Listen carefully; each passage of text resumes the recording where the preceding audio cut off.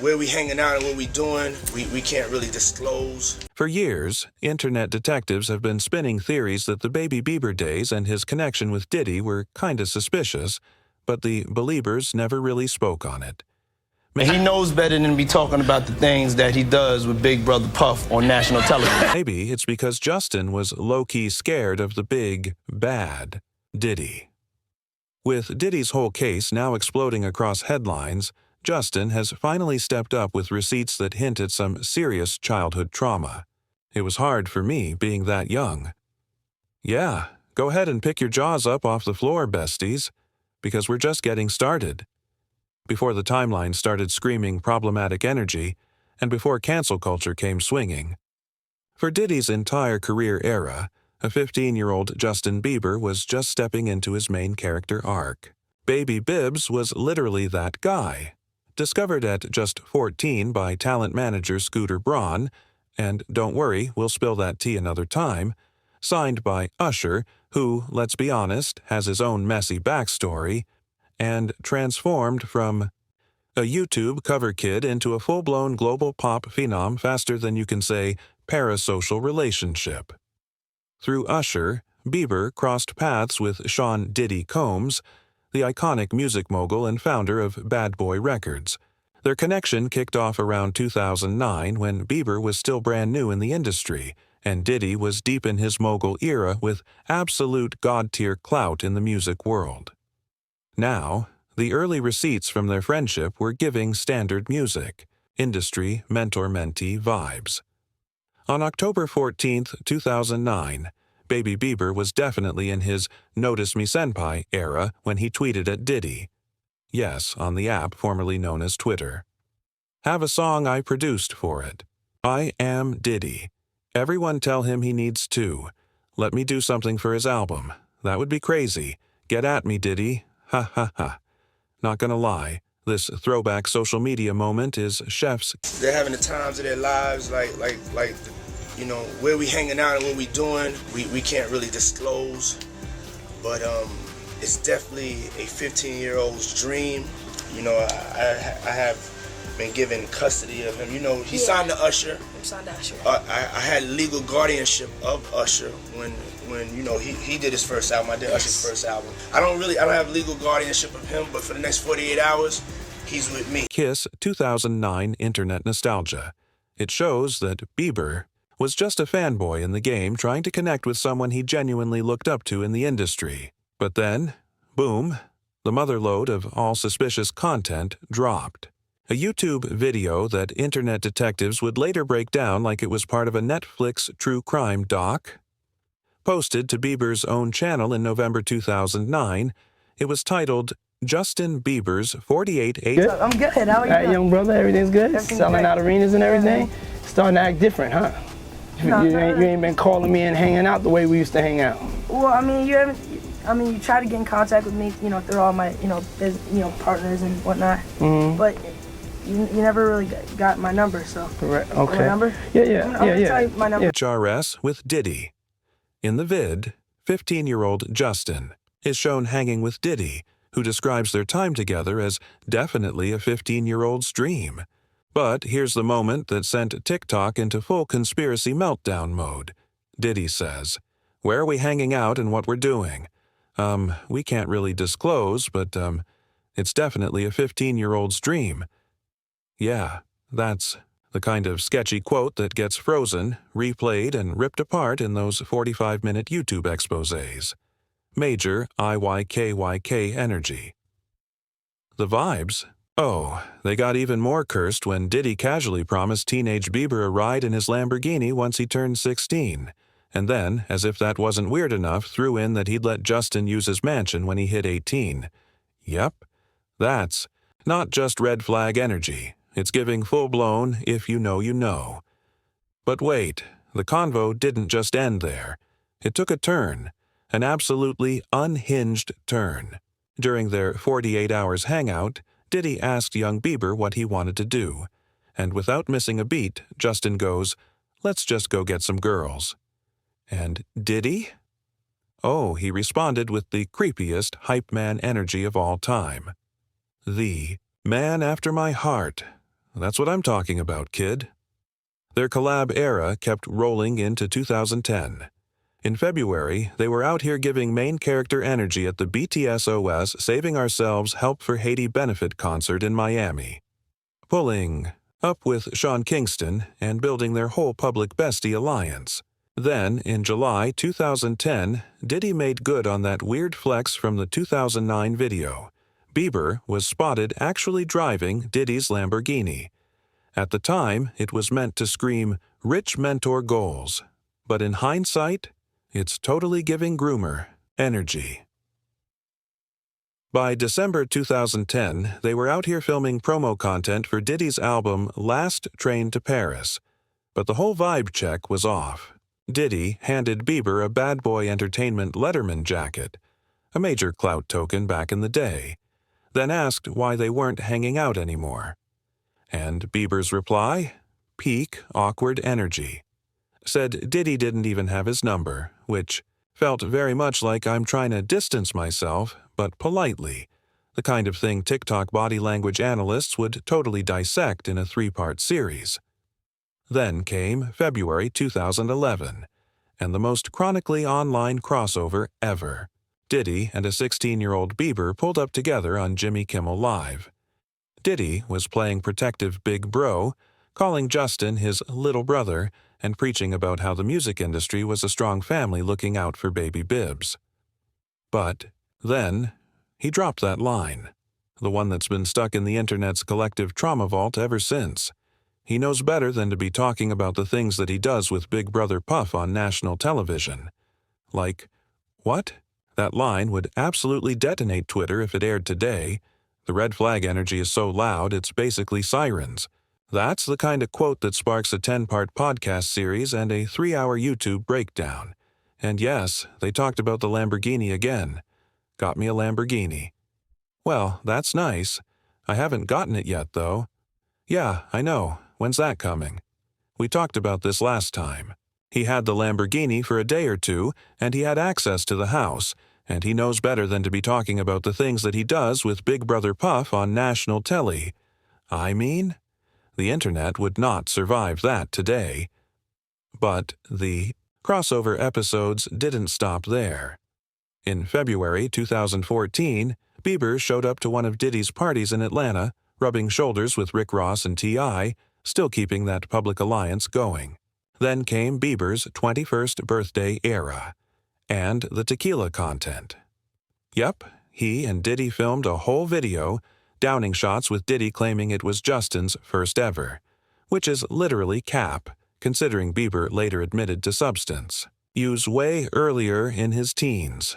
So, yeah, it was giving PR stunt realness. By February 2016, for Bieber's 22nd birthday glow-up, Diddy gifted him another Bad Boy Letterman jacket. And yes, the pics of Bieber flexing in that jacket ate on. The gram. The fit was a full-blown stan culture moment, locking Bieber deeper into the Diddy inner circle. The call-up energy quietly stayed alive through 2023, when Bieber featured on Diddy's track Moments from the Love album, Off the Grid, and he even dropped a casual Diddy on X, his last public acknowledgement before everything blew up. Then came the plot twist no one saw coming, Diddy's downfall arc. His September 26, 2024 arrest hit like a shockwave through Stan Twitter. And suddenly, everything about the Bieber-Diddy dynamic got dragged back into the spotlight. Old clips resurfaced instantly, especially the 48 Hours with Diddy video. It was getting dissected faster than a canceled influencer's apology notes app screenshot. TikTok was on fire. Twitter threads were connecting dots like it was a true crime board. People were suddenly asking if Bieber had been surrounded by toxic energy as a literal minor. The internet reaction. Chaotic, of course. Half the timeline was trending, use, protect, Justin. The other half was begging for actual receipts before jumping on the cancel train. But then came the wildest twist of all. A fake AI song dropped on TikTok called Lost Myself at a Diddy Party. It was falsely credited to Bieber and had lyrics like, "I was in it for a new Ferrari, but it cost me way more than my soul. The fakery spread like wildfire. Not because people believed it, but because it fit the narrative the algorithm had already been feeding everyone. Peak viral moment, but through all of it, Bieber himself, now 30 and in his dad era with Baby Jack Blues Bieber, born August 2023, has been on full radio silence. Sources close to the Bibs say he's completely disgusted by the allegations and wants no part of the drama. No notes, app statements, no reposted stories, just silence, prioritizing family.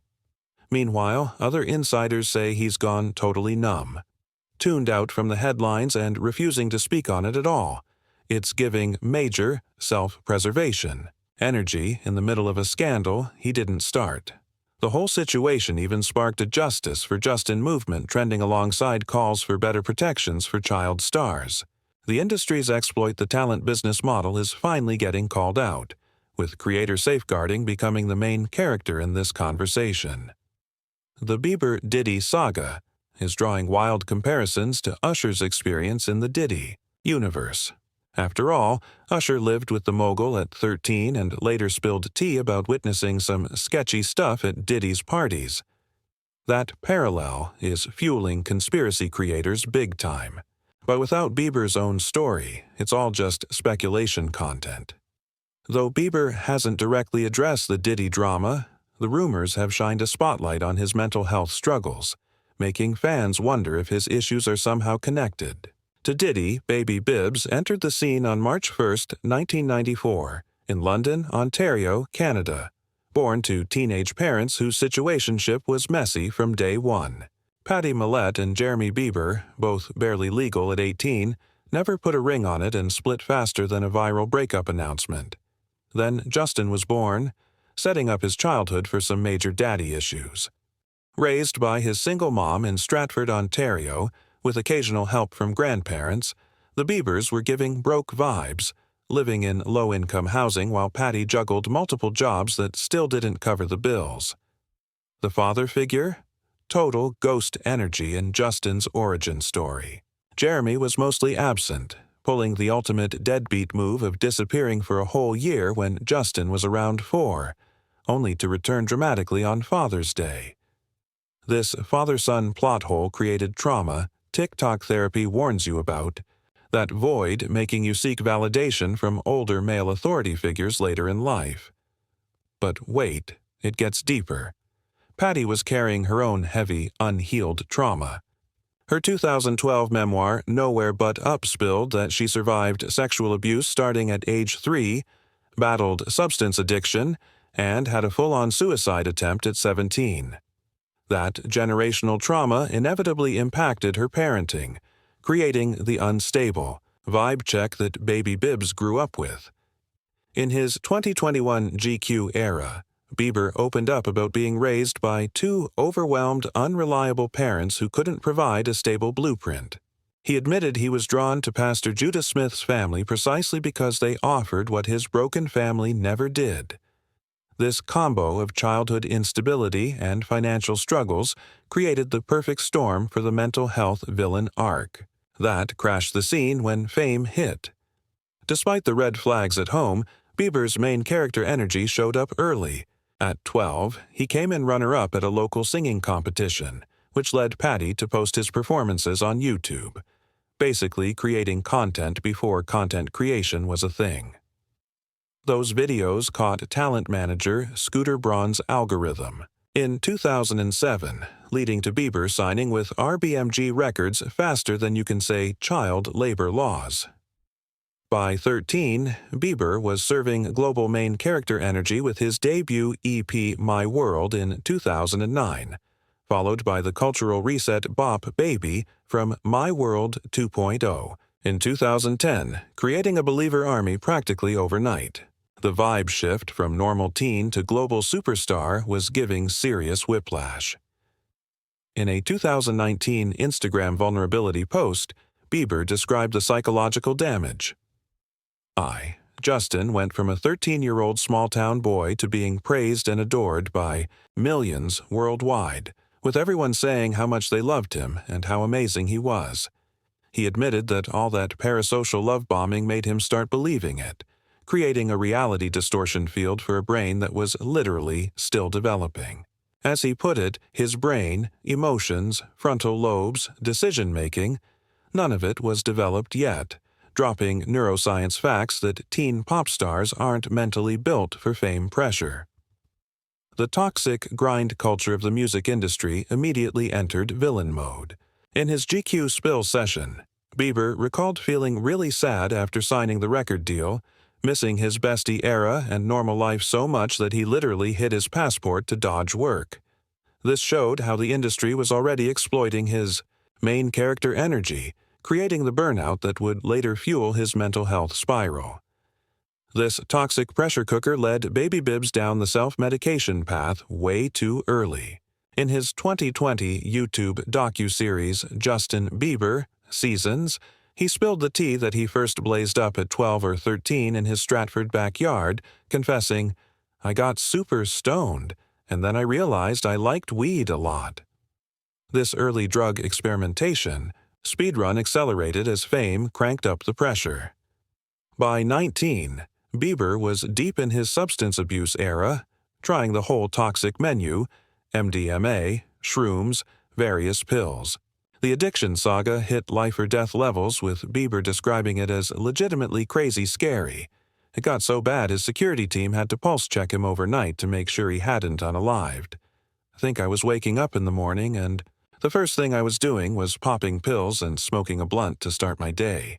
It just got scary," he confessed in Seasons, serving that classic rock-bottom narrative fueling his later redemption arc. In his 2019 Vogue vulnerability dump, Bieber explained he used Xanax to numb his shame spiral, especially about his hookup era, noting that substances created a screen between him and his behavior. "I found myself doing things I was so ashamed of, being super promiscuous and stuff. And I think I used Xanax because I was so ashamed," he admitted, dropping major therapy speak on the shame substance cycle eating him alive. Alongside his substance demons, Bieber was battling boss-level depression and anxiety. In his 2019 Instagram confession, he described days when it was hard to get out of bed, facing constant dread about the day ahead. He admitted moments where he felt like things would never change and even considered the unalive option, revealing the dark mental health hole he was in. Seasons showed his journey seeking therapy and professional help for the depression-anxiety combo wrecking his vibe. The plot twist in his mental health arc came in 2020, when Bieber visited Amen clinics for brain spect imaging, serving medical receipts that his issues weren't bipolar disorder as previously diagnosed but related to different neurological patterns. "When I first went to Amen clinics, I was struggling with emotions, relationships, even speaking clearly.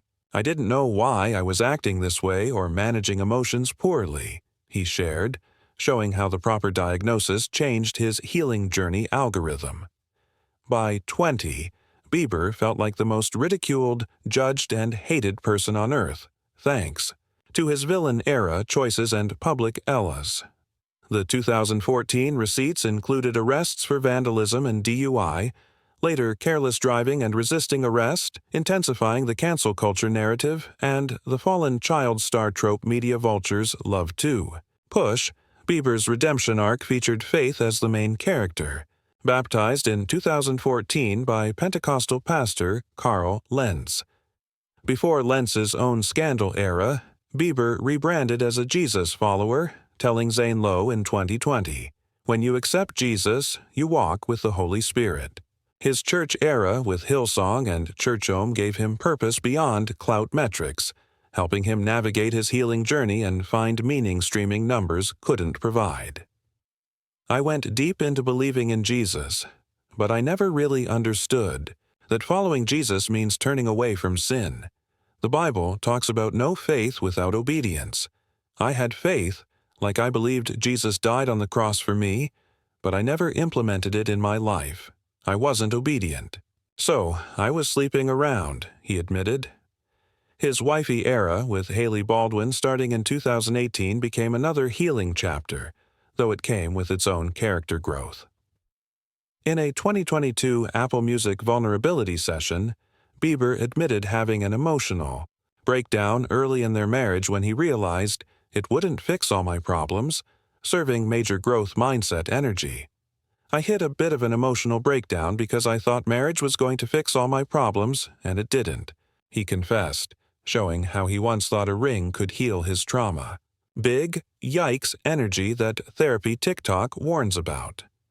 Despite marriage growing pains, Bieber told GQ in 2021 that Hailey and his faith community were his core stabilizers, describing this chapter as the best season of my life.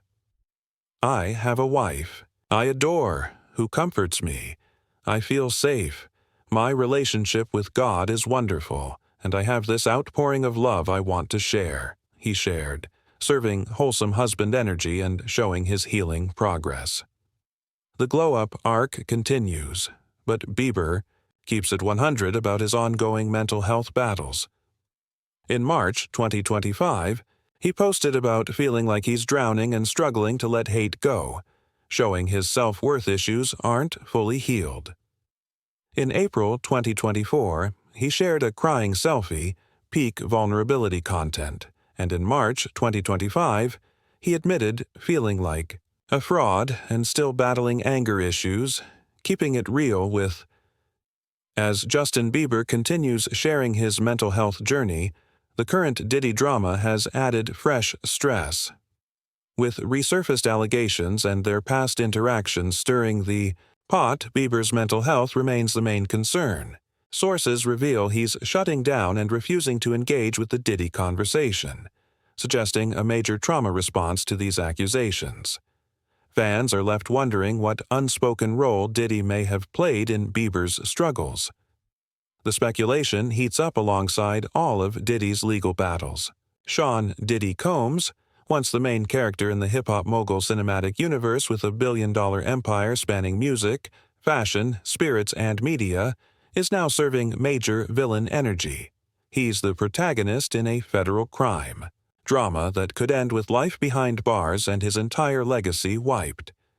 The tea began spilling in November 2023 when his ex of over a decade, Cassandra Cassie Ventura, dropped a lawsuit bombshell that broke the internet. Her claims alleged physical abuse, sexual coercion, and trauma throughout their relationship from 2007 to 2018. Though Diddy's team quickly shut it down within 24 hours with an undisclosed payout, it gave Major "this is just the beginning" energy, signaling a reputation wipeout in the making.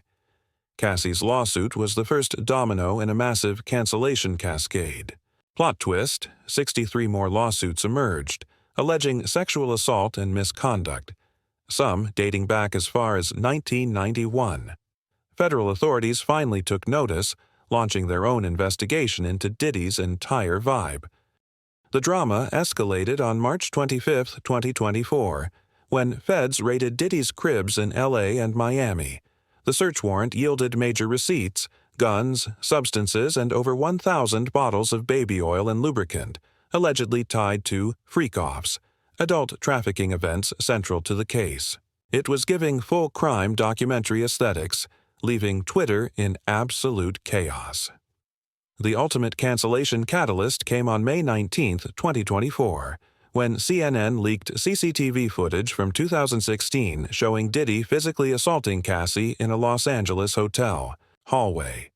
The graphic security cam footage showed him grabbing, throwing, kicking, and dragging her, providing undeniable visual confirmation of Cassie's abuse claims. Diddy responded with a classic Notes app apology tour, claiming full responsibility, and disgust at his actions. My behavior on that video is inexcusable. I take full responsibility. I was disgusted then. I'm disgusted now. I sought professional help, went to therapy, rehab. I'm owning it. But the PR damage control was too little, too late. The consequences finally arrived on September 16th, 2024, when Diddy got his villain origin story, arrested and indicted on racketeering, conspiracy, trafficking for adult acts, and transportation to engage in adult work. The next day, prosecutors dropped Major T, alleging Diddy operated a criminal enterprise involving coerced sexual acts, forced labor, and other crimes since at least 2008. A bombshell that dominated headlines for days.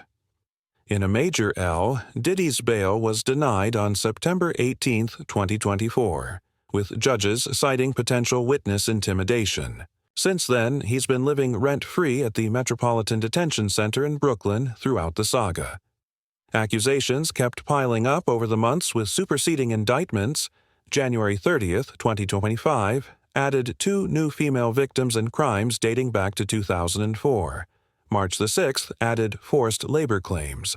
April 4 expanded charges to include trafficking and unaliving counts from 2021 to 2024. Throughout, Diddy maintained innocent energy, pleading not guilty at every hearing. His legal team tried delay tactics, but Judge Aaron Supermanian wasn't having it, rejecting their 2-month trial postponement request on April 18, 2025, with a blunt, "Nice try, but no." The plot thickened on April 25, 2025, when Judge Supermanian ruled the 2016 Cassie assault video admissible as evidence, ensuring the jury would see Diddy's villain side firsthand. On the same day, reports leaked Diddy rejected a plea deal from prosecutors. Though terms remain a mystery box, the charges scream serious criminal justice vibes. He faces a 5-count federal indictment, racketeering conspiracy, 2 counts of trafficking for adult acts by force, fraud, or coercion, and 2 counts of transportation. To engage in adult work, spanning 2004 to 2024, painting a picture of a full criminal enterprise. Prosecutors say Diddy's freak-offs were drug-fueled, adult-themed events with coerced participants secretly recorded. Allegedly, he used his wealth and influence to silence victims, with his entourage enabling the crimes. If convicted, especially on trafficking counts, Diddy could face life imprisonment, a true villain arc unfolding in real time. We've officially started serving legal tea.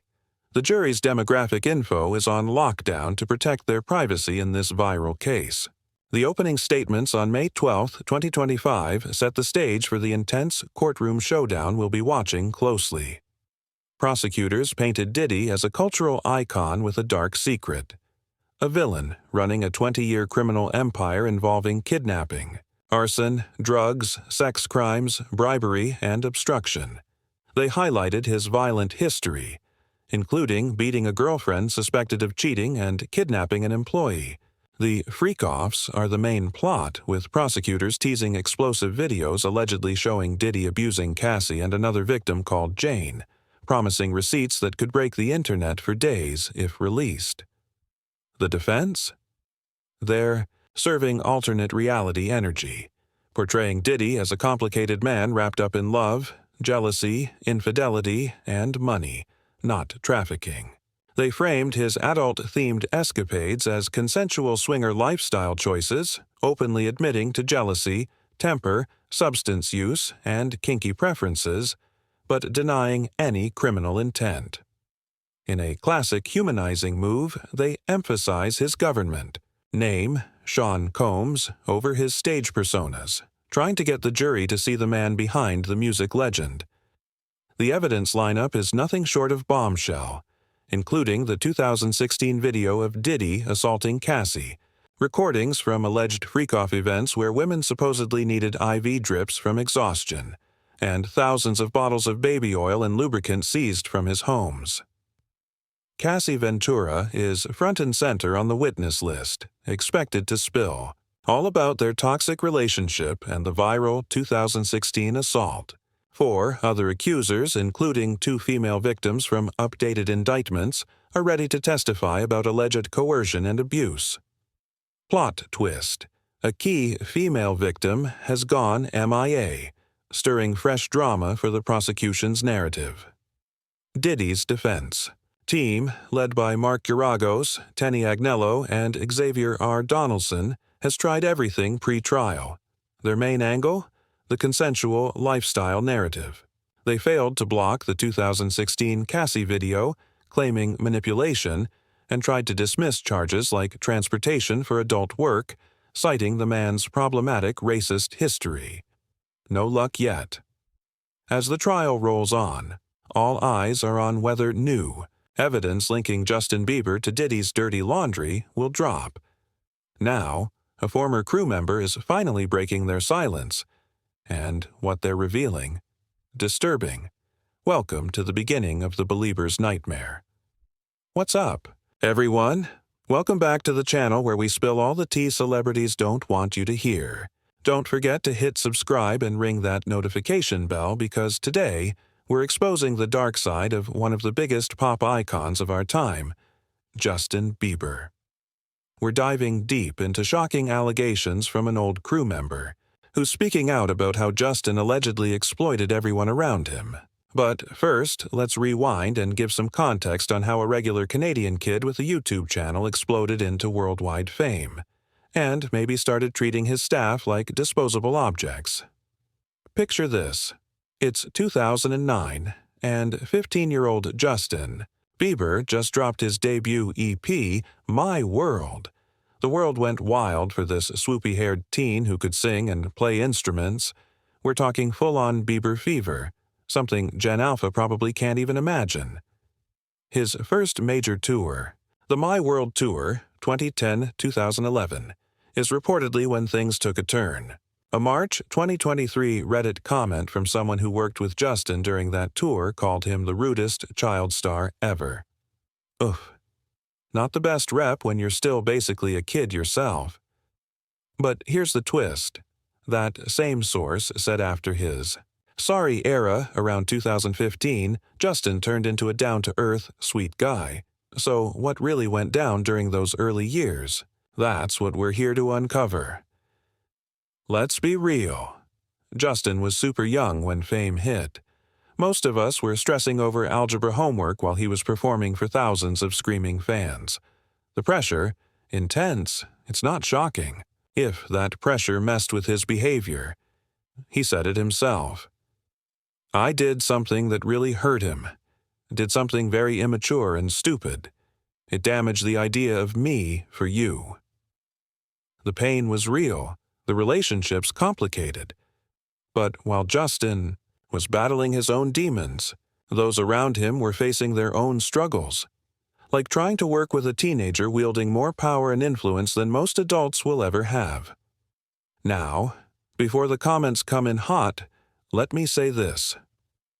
We're not claiming every allegation is 100% fact, but where there's smoke, there's often fire, right? And when you mix that with what we know about the insane pressure Justin was under, plus other reports about his behavior, it's starting to look less than wholesome.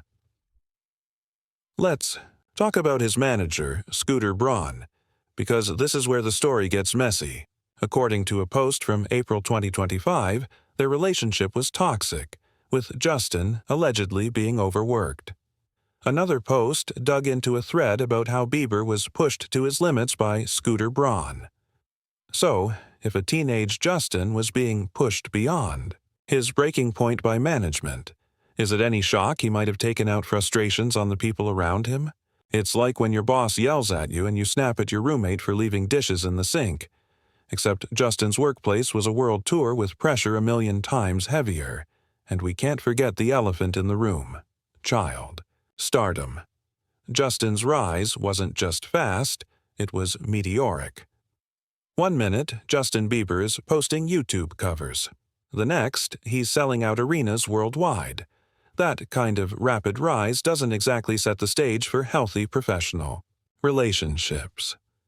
Reddit, especially in communities like our CPTTSD and our pop culture chats, people have shown sympathy for Justin as a child star caught in the spotlight. Some argue that his alleged rudeness might have been a reaction to intense pressure, not outright mistreatment. One post even pointed out the massive Bieber bashing in the early 2010s, showing how society piled on this kid.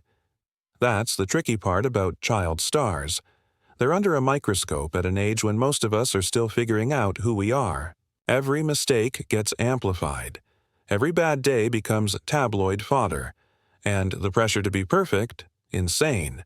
Justin literally grew up in front of the world, and that's no easy road. But let's be real. Does that excuse mistreating staff? Absolutely not. If the allegations are true, then Justin's behavior was problematic no matter the context. But understanding that context gives us a bigger picture. Now, about that old crew member spilling tea, reports say staff from his My World tour found Justin difficult to work with. Details are scarce, but it could mean anything from general rudeness to serious unprofessionalism. Justin himself has admitted to reckless behavior in the past, not about staff treatment, but in his personal life, especially his relationship with Selena Gomez. He said things like, "Before that, in my previous relationship, I went off and just went crazy, went wild, just being reckless. Yeah, I got better." And there was even talk about Selena reaching out to people saying, "He's doing so well," which would annoy her because she thought he wasn't. Still, people can change. The same Reddit comment that labeled him the rudest child star also said he became down-to-earth and sweet after his sorry era. As Justin matured and faced his own demons, his treatment of others seemed to improve. There's even proof Justin's made efforts to be better. A Billboard article from April 2022 reported that he offered free therapy to his tour crew, definitely not boss energy from someone exploiting their staff. So, what does this all add up to? Was Justin really exploiting everyone around him? Or was he a kid overwhelmed by fame, sometimes snapping under pressure? Truth probably lies somewhere in the middle, the darker side of Bieber fever. So, what does difficult to work with actually mean when it comes to a celebrity like Justin Bieber? Well, it can cover a lot of ground. Sometimes it's diva vibes, showing up late, making crazy demands, throwing tantrums. Other times, it's more serious stuff like verbal abuse or creating a toxic work environment. The problem? The sources don't spell out exactly what made Justin the rudest child star, so we're left piecing it together. What we do know is that Justin's early fame overlapped with some rocky personal moments. Between 2013 and 2014, he had multiple run-ins with the law, a DUI in Miami, egging a neighbor's house, and an assault arrest in Toronto. These don't directly tie to how he treated staff, but they paint a picture of a kid going through a tough time with some questionable behavior. Now, remember Scooter Braun, the manager who discovered Justin at age 13 after spotting his YouTube videos? Scooter played a massive role in shaping Bieber's career, but there are rumors that their relationship wasn't all sunshine and rainbows. Some sources say Scooter pushed Justin too hard, maybe even manipulated him. If that's true, it sets up a tricky power dynamic. Justin, a teenager being pushed beyond his limits, might have taken out that pressure on the people working for him. Not an excuse for bad behavior, but definitely some important context. And don't forget Justin's family. His mom, Patty Millette, was just 18 when she had him and raised him mostly on her own. When Justin blew up, she suddenly had to manage a global superstar. Talk about a crash course.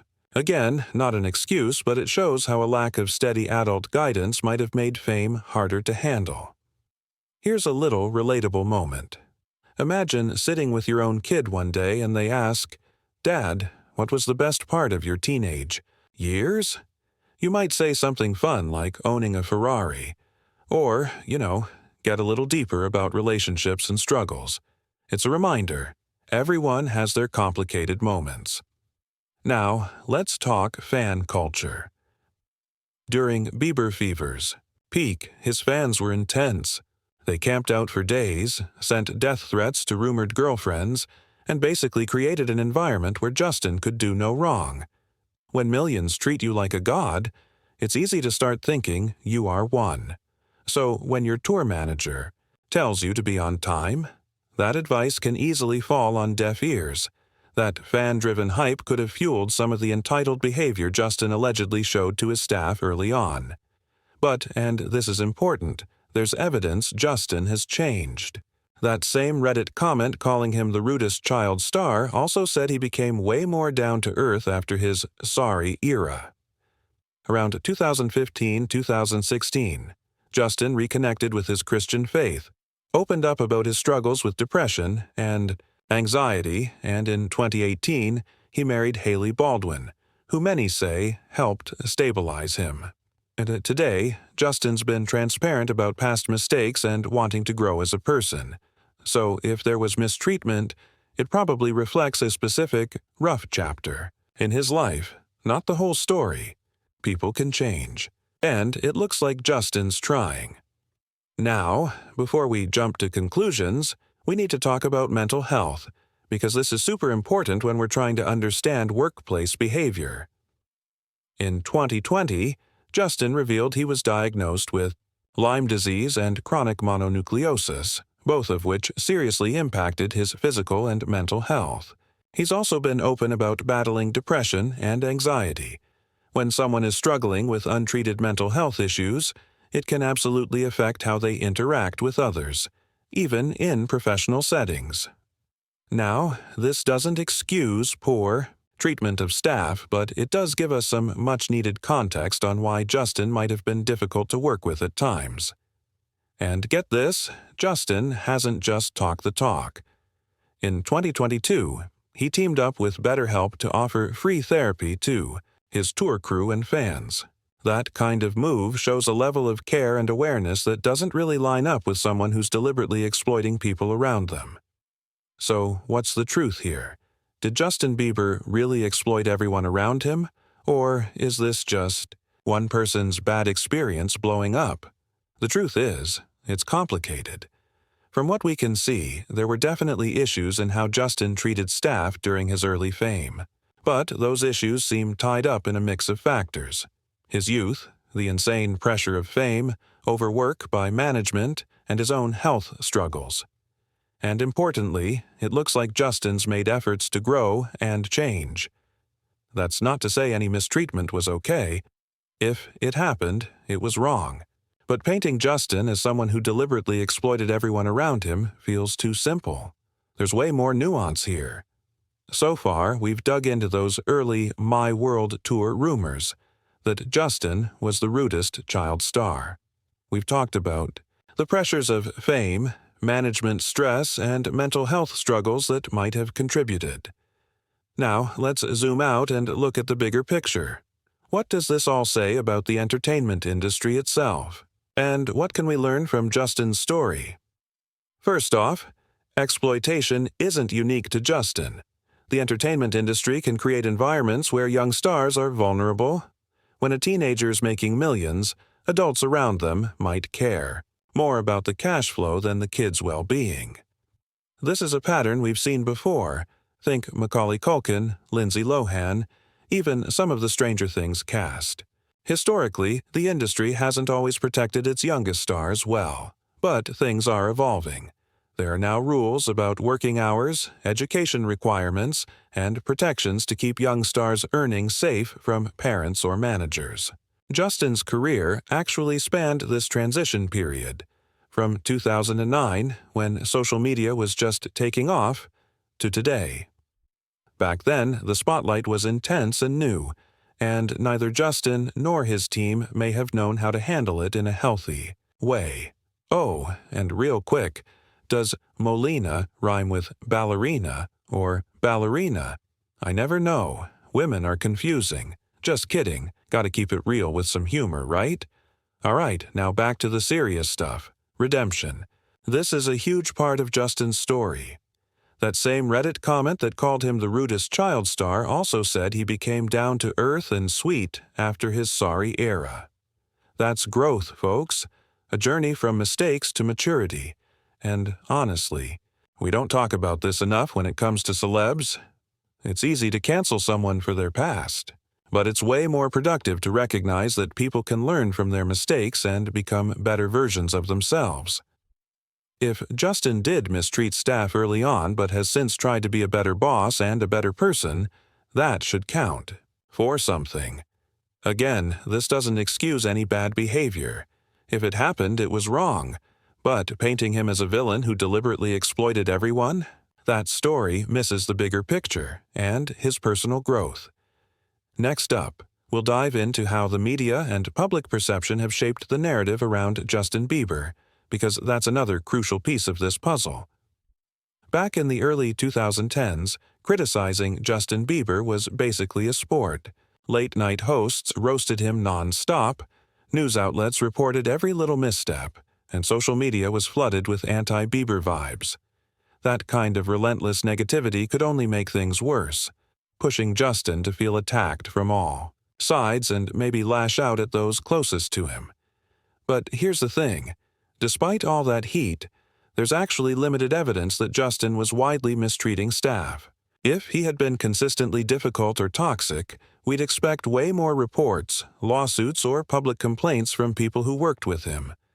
The lack of that suggests any bad behavior was probably limited to certain times or specific people, or maybe even exaggerated. That said, none of this means we should dismiss anyone's experience.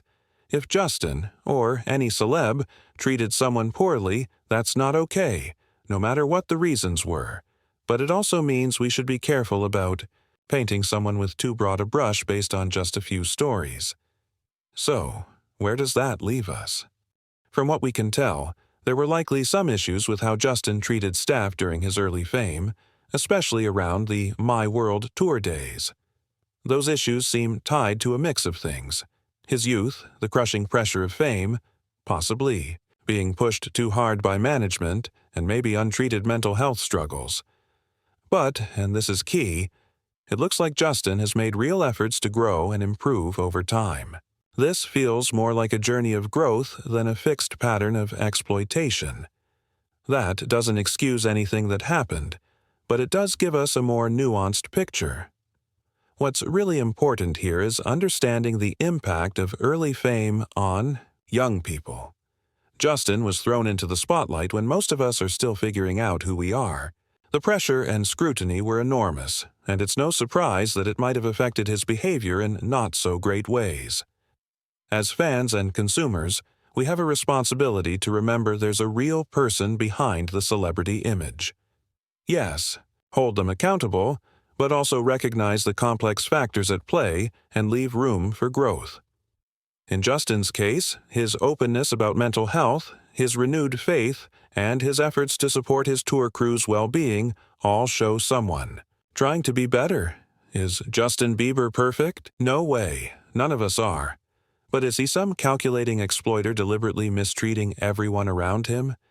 The evidence just doesn't back that up. The truth? It's probably somewhere in the middle. A young person who made mistakes, hurt people, but also tried to learn and grow. And that's a wrap for today's video. Click on any of the cards popping up on your screen, and I'll catch you in the next one.